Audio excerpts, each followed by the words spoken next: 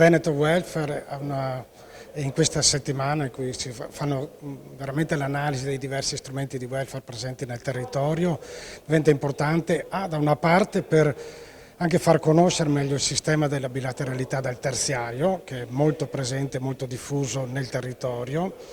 e che è al servizio delle piccole e medie imprese e che cerca di poter dare risposte concrete ai lavoratori ma anche agli imprenditori per poter adeguare quegli strumenti che adesso sono tipici solo delle grandi imprese. Il nostro servizio è quello di diffondere le opportunità e gli strumenti di welfare alle piccole e medie imprese in tutto il territorio, cercando di dare di più a chi ha meno con meno.